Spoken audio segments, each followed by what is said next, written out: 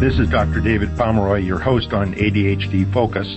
I wanted to remind you that the show is not intended to be a recommendation for diagnosis or treatment of any condition for any specific person. Please consult your mental health professional or doctor managing your ADHD or mental health issues about any diagnosis or treatment-related information that you hear on the show.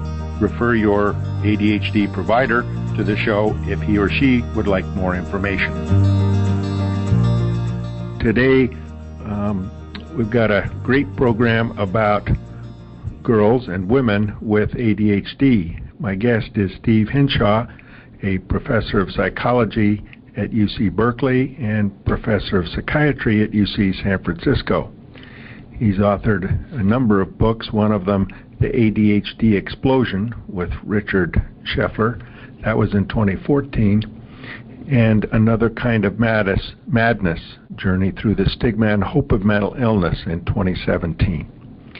He also has been carrying on a longitudinal study of girls with ADHD, which is the Berkeley Girls with ADHD study, the largest study of girls with this condition, and also at 16 years and counting. His books and publications can be found at StephenHinshawAuthor.com, and of course the titles of the books and his website will also be in the print introduction to the podcast. Steve, welcome to the program. Thanks so much for having me on. So let's dive right into one question is, what does ADHD look like in girls, and how is that different than it may show up in boys? Well, that's one of the $64 jillion questions, and we'll get to it. I'll start by saying that back in the day in grad school, some decades ago, I learned, as everybody else did, that, of course, it was then called hyperactivity rather than ADD or ADHD. Well, this is a boy condition. Girls really don't get hyperactivity or become ADD. If they have problems like this, it must be anxiety, or perhaps depression, or a conduct problem, or a learning problem. So we had the myth that ADHD is dominantly, if not exclusively, a male province, if you will. Now, it is true, the rule of thumb, before the age of 10, the common neurodevelopmental disorders, learning problems, autism spectrum disorders, ADHD, Tourette's, early onset conduct disorder, do have a male predominance. The Y chromosome confers in utero maleness, and the male embryo and fetus are flooded with testosterone and other androgens, and that actually slows brain development and makes boys at risk for a number of adverse events early in life. So the actual prevalence before adulthood is probably 2.5 or 3 boys to every girl with a legitimate diagnosis of ADHD. Mm-hmm. Autism is probably closer to 4 to 5 to 1. Aggressive conduct disorders 6 or 7 to 1. So there's some truth to the presumption that males are more afflicted and affected. On the other hand, to say that girls don't get ADHD is simply wrong. Absolutely. As our longitudinal study and others have definitively shown. So what's similar and what's different, right? I think that was your kind of key question. Yeah, and certainly in the people I've seen, the inattentive is much more common presentation in girls. So it's an interesting question here. If you go to epidemiology, you look in the community, the inattentive type is the most common type in both boys and girls because of this thing called compulsory education. The human brain evolved to learn to read and sit still for long periods of time in early childhood. And so kids who have the genetic predisposition to not be too focused and organized will show up with ADHD. And at the same time, girls, more than boys, tend to have this predominantly inattentive form, even though in most clinics The kids who get referred, both boys and girls, kids with the combined presentation, they've got a lot of inattention and disorganization and hyperactivity, impulsivity. So it's an error to say that girls only get the inattentive form and just about all boys get the combined hyperactive, impulsive, inattentive form. But relatively more girls than boys have this predominantly inattentive form. So what this means is that if you're not focused and organized and really struggling with academic material and you can't understand the teacher's 3 or 4 part directions, but you're not otherwise jumping out of your seat or terribly behavioral impulsive, you're a girl, you're suffering in silence, and people don't recognize until middle school or high school when the academic problems really burst on the scene. So there is a tendency for girls to get underdiagnosed in those crucial early elementary grades when early intervention could make a big difference.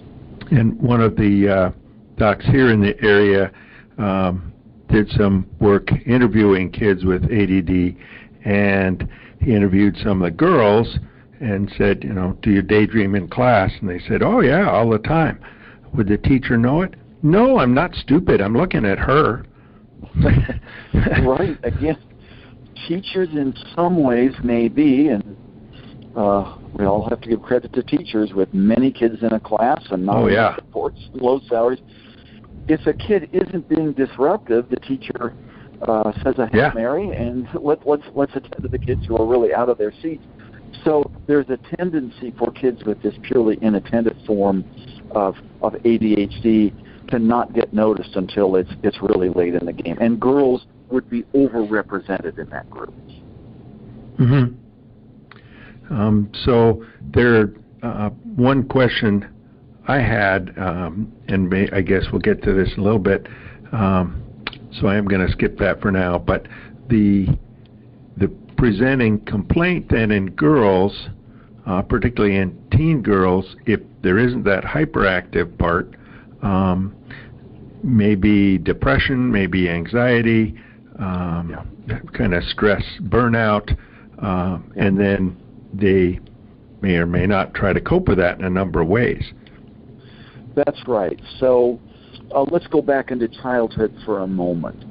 Girls with ADHD, just like boys, especially if they've got a lot of impulsive symptoms as well, can be ornery, and their parents start to fight fire with fire, and you get oppositional, even conduct disorder symptoms. Boys are more likely to show those than girls, but girls can. There's roughly the same 1 in 5 or 1 in 4 girls as well as boys who present with ADHD and also have a reading or math disorder. So that's way above chance. These may be linked.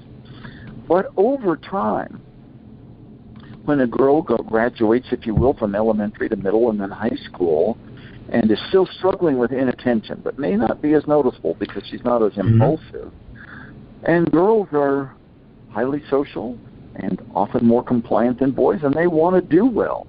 So they're studying many hours, they're feeling that there's something wrong with them, they're stupid or they're lazy, which many people have called them. We know that starting at age 11 and 12, girls rocket ahead of boys overall, whether you've got ADHD or not, in terms of anxiety and depression.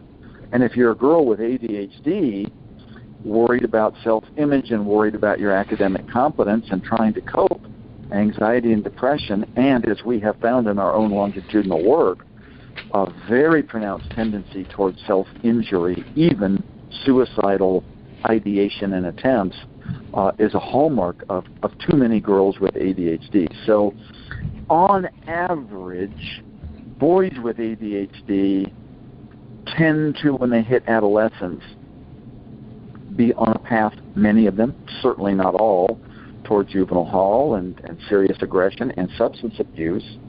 Girls with ADHD may have those same trajectories, but much more than boys show anxiety, depression, self-injury, and for a period during adolescence, impulsive symptoms of eating and bulimia and binge eating.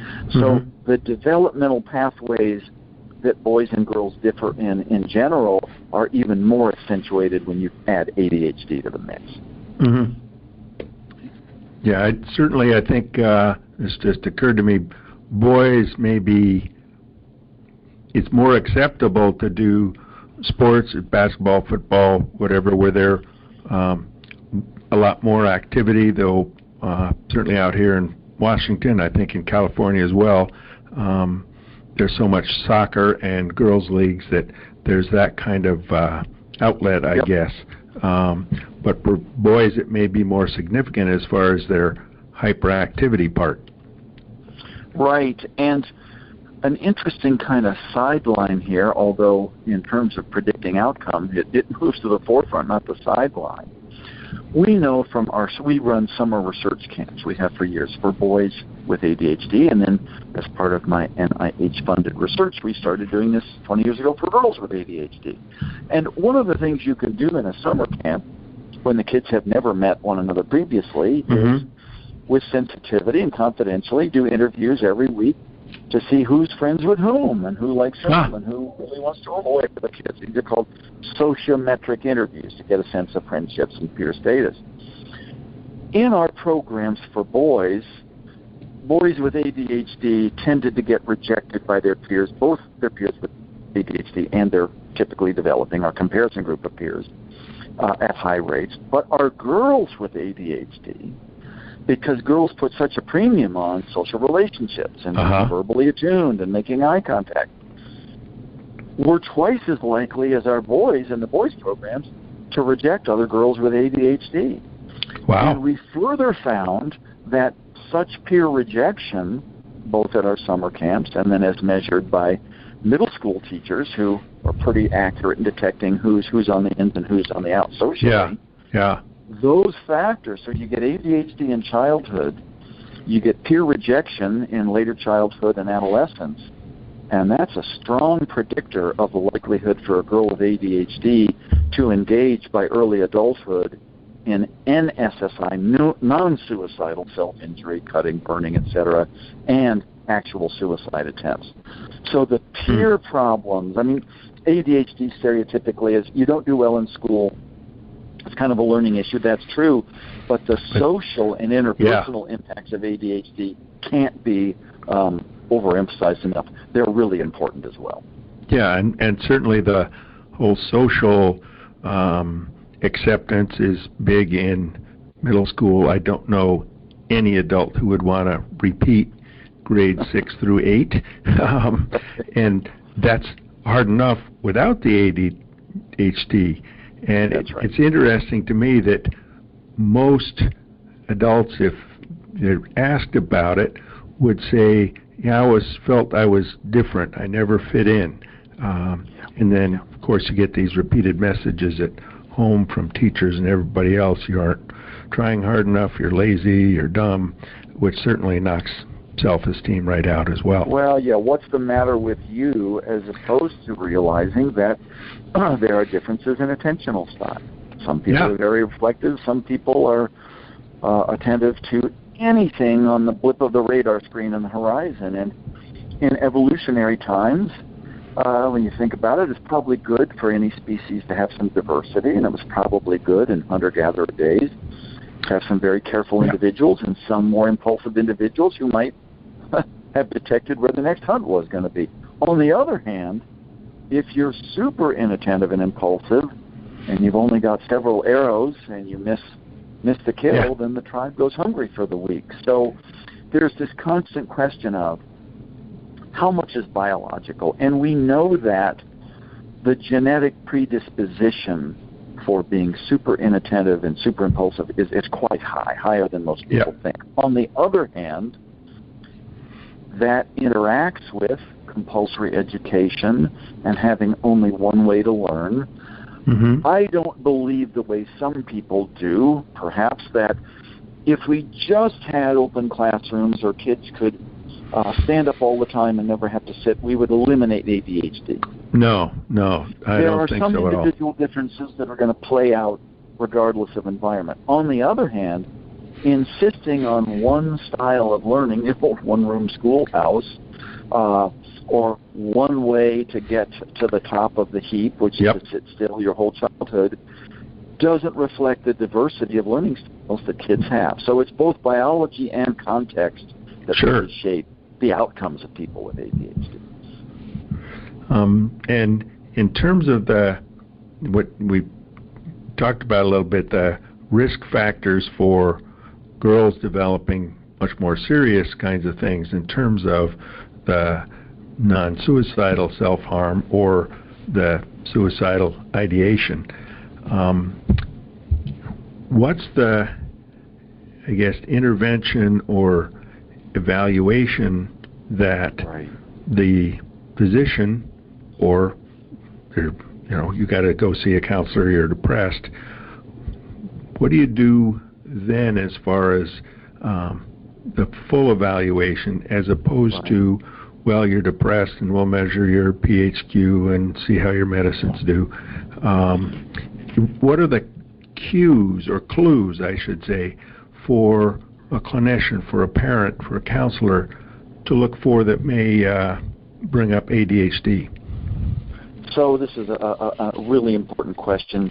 Still in our country, the standard, unfortunately, is for all too many kids, 10 or 12 minutes in a general pediatrician's office or for an adult in a general practitioner's office without the developmental history or the norm-based rating scales, the things that take a couple of hours to make a thorough diagnosis. And that's why we get both underdiagnosis and overdiagnosis, frankly. Yep. We know how to do it well. We don't reimburse it through insurance well enough, not enough. Oh, no. Yeah, there's people are trained in how to do it. Right. Mm-hmm.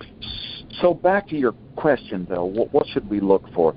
Let me review a few of the findings from the BGALS, the Berkeley Girls with ADHD longitudinal study, about this very difficult outcome of NSSI, non-suicidal self-injury, and suicidal behavior, which we have found in an alarming percentage of girls with ADHD. So number one, girls who are purely inattentive have a lot of learning problems later on and social problems, but on average don't tend to be at a severe risk for these forms of self-harm, as do girls who are pretty darn impulsive, just like a lot of boys with ADHD when they're young. So more the combined type.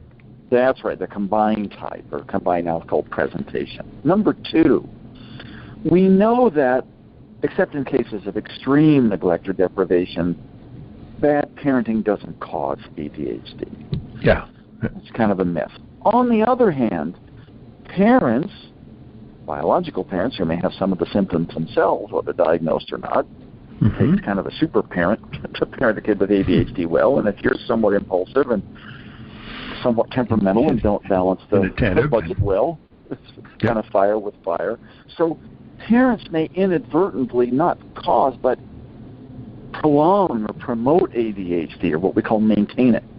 Yeah. The arguments, the ineffective discipline. So we found with our girls that parents who are highly stressed in that parenting role and feel that they're inadequate parents, that's another trigger. Number three, a certain percentage of our girls in our sample had received, either at home or outside the home, physical abuse, sexual abuse, or neglect, usually in-home neglect. When you combine the genes predisposing to ADHD with those forms of maltreatment, 1 in 3 of such girls had made a serious suicide attempt by the age of 20. Wow. So it's very interesting. We know that ADHD, as I mentioned a moment ago, is highly heritable. Genes matter a lot for its expression, just like bipolar disorder. Genes matter 85% for the expression of bipolar disorder. But in both bipolar disorder and in ADHD, early trauma exacerbates the risk. The suicide risk is high for people with bipolar disorder. If you've been traumatized early, it's even higher. And our girls with ADHD, despite the genetics underlying ADHD, if they've received trauma, their rates go up substantially. So it's not genes or environment, it's the combination that we think is quite crucial, right? One of I'm going to bring up one thing that may be a clue to look a little further, particularly if there's depression, maybe some school problems, is divorced parents.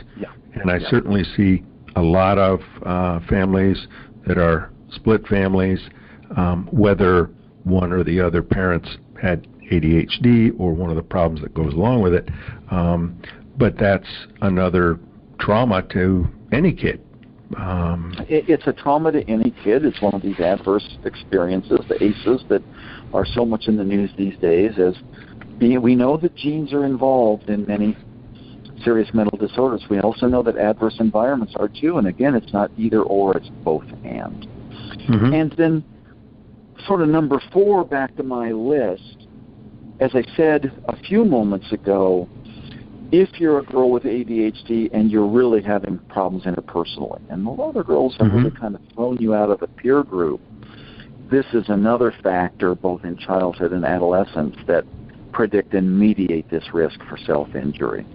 So it's a combination of the early impulsivity, difficult events at home, peer rejection, and continuing problems in regulating your impulses that make, and for so many, rates of cutting and self-injury are approaching epidemic for all teens these days, especially girls.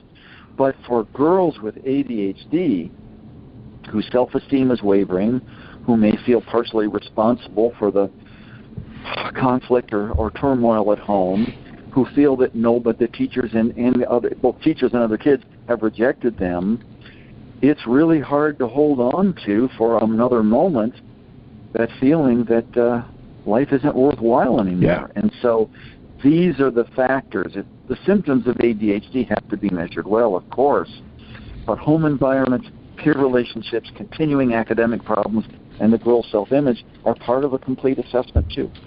What's the best way to get at the peer, at least finding out whether the peer image, peer rejection, is it to ask the girl, do you feel like you aren't in the in crowd, or hard time? This is in elementary school you talk about hard time making friends. Well, that's not maybe the question to ask in 7th grade. No, it's not. And for most people, number 1, have a sort of self-serving bias. You don't want to admit that you've got problems. It's always other people. So that may be particularly true, number 2, for people with ADHD. And number 3, the best ways to do this are the ways that research investigators like me and my team can do. Create a summer camp program where you've gotten consent from families and you can ask kids confidentially about their peer relationships. It's really better to ask peers rather than kids themselves, because kids can be somewhat defensive or not quite realize the hot water they're in. During middle school, there are some very brief teacher questionnaires that get at the teacher's estimate of what proportion of the kid's classmates accept or reject him or her, and those are just about as good as getting asking the middle school kids themselves, which takes kind of an act of God and a ton of funds to do. Yeah. So you want to be, the word on the street among developmental researchers is you got to be multi-method. You've got to ask parents, you've got to ask teachers, you've got to ask kids themselves, and if you get a chance to ask peers, and certainly if you're assessing an adult with ADHD, asking relationship partners, employers, in a sensitive, confidential way, gives you a lot more data than just asking the individual herself or himself. Yeah, certainly the teacher estimates, I think you're exactly right. Teachers have a sense of what's going on, and I think middle school teachers particularly, because they know that's an issue then. So are there standardized questionnaires or surveys to use for teachers, or is it just ask a few questions and see? There's a lot of standardized ADHD checklists for parents and teachers and for young adults. There are many fewer that sensitively ask teachers about peer relationships. If anybody out there is interested, contact me via my website and email, which you'll, I think, maybe can see in addition to this broadcast, and I can send out some of the more researcher savvy measures that people use for these. Yeah, that I think would even, I think parents probably pick up on it, but they may look more at kind of give this sense of what's wrong with you, and certainly some girls may be more in tune with sports. They're out in sports teams, so they're going to develop those relationships there.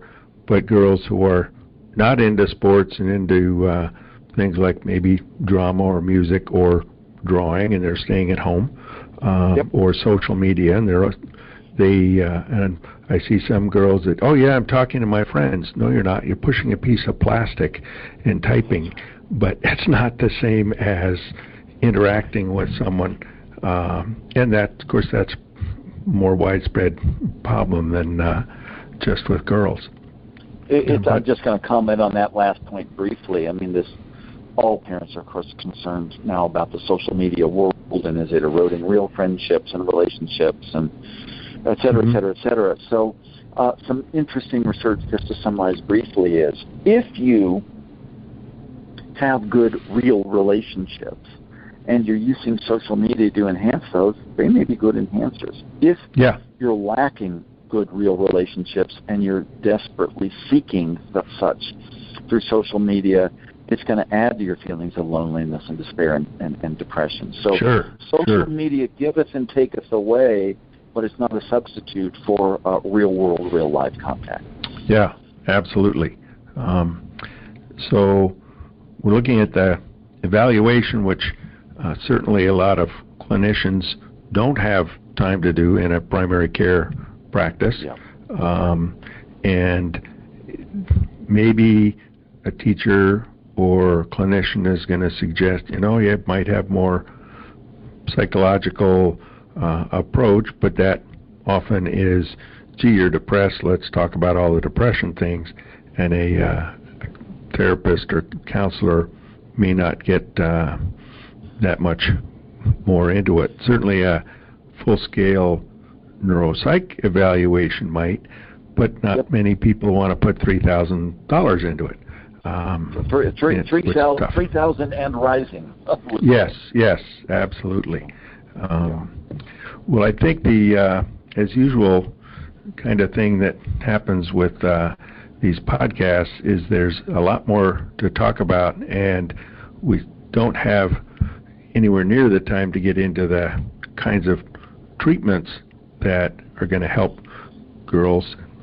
Many of them help boys as well, but more specific emphasis on looking at things for girls.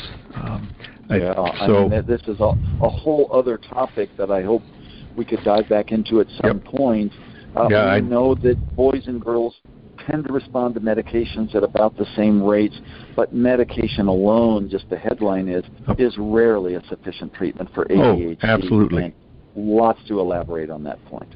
Yeah, absolutely. You have to have the sleep and exercise parts of it, but then also strategies of having a planner, actually looking at the planner. What a novel idea. That's right. So I think in kind of summary, there are definitely differences in the way girls show ADHD, and it may be more hidden than with boys. There are factors of things at home, not the fault of parents, but the way girls get messages and parents try to help, and the peer relationships, and certainly any physical or sexual or emotional neglect factors are going to be really high in that. Absolutely, yeah. I think the takeaway is that it's multidimensional, and you need a multimodal, multi-method kind of evaluation. So we will continue at some point, hopefully in the near future, looking at, all right, we have the results of evaluation, where do we go from here? Yeah. Well, what's the intervention path that's going to be most helpful for my kid, my partner, my family member, myself? Exactly. Right. So, in wrapping up, my guest has been Dr. Steve Hinshaw, who is a professor of psychology at Berkeley and psychiatry at UC San Francisco. He has authored a number of books, and his most in my opinion, most important contribution to the ADHD field is the longitudinal study of girls with ADHD that is going on 16 years and counting. Steve, great to have you on the show, and we'll look forward to putting together a second one. Thanks for your probing questions, and I hope to be back. Thanks so much. Great. This is Dr. David Pomeroy signing off for ADHD Focus, and we hope you'll stay tuned and join us for the next episode.